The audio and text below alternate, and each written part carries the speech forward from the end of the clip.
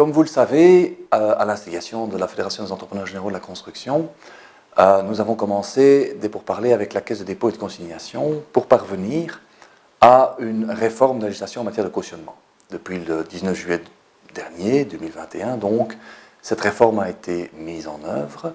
Il s'agissait essentiellement de trouver une solution à un problème récurrent dans la loi Braine et dans les marchés publics, à savoir la libération du cautionnement.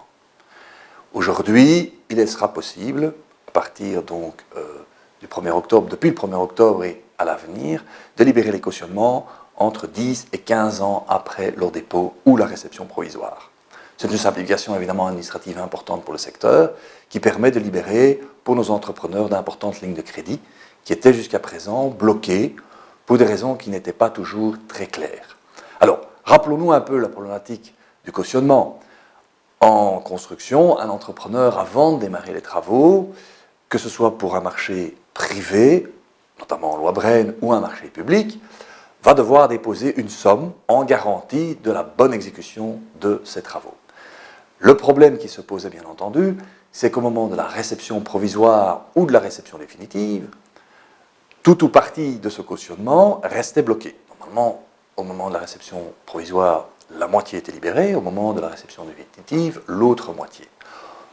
Litige, différence de point de vue, problématique à savoir qui a fait quoi, pourquoi est-ce que l'exécution n'est pas au goût du maître de l'ouvrage, est-ce qu'un syndic s'en est mêlé pour les parties collectives d'un bâtiment, 1001 raisons faisaient que, après 5 ans, après 10 ans, après 15 ans, ce cautionnement restait bloqué, cette ligne de crédit était définitivement bloqué pour l'entrepreneur, ce qui faisait quand même des difficultés en termes de crédit bancaire ou auprès des caisses de dépôt, auprès de la caisse de dépôt et de consignation ou des caisses de cautionnement collectif. Donc finalement, une solution a été trouvée et l'idée, elle est assez simple. Après un certain délai, le cautionnement est automatiquement libéré. Alors, une petite différence entre les marchés publics et la loi Braine.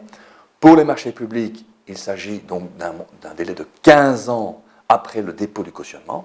Automatiquement, à ce moment-là, le cautionnement est libéré. Pour ce qui concerne la loi Braine, c'est 10 ans à partir de la réception provisoire, et si tant est qu'il n'y en ait pas eu, 15 ans après le dépôt du cautionnement. Donc c'est indubitablement une bonne réforme.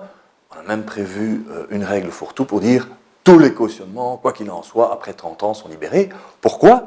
Parce qu'il faut savoir qu'au niveau du cautionnement, il y a quand même un garde-fou. Si jamais le maître d'ouvrage a intenté une action judiciaire, eh bien, par définition, si la Caisse de dépôt et de consignation a été prévenue de cette action judiciaire, dans ce cadre-là, elle attendra la résolution du litige par le juge, et on peut s'attendre qu'à ce moment-là, dans les 5-10 ans, le cautionnement soit libéré en faveur de l'une ou de l'autre partie. La conclusion donc de cette réforme, je pense que pour nos entrepreneurs, c'est manifestement un gain en termes de crédit et une simplification administrative. Je conseille quand même à tout le monde de tenter le plus possible avec son maître d'ouvrage de parvenir à une libération du cautionnement à l'amiable lors de la réception provisoire ou de la réception définitive.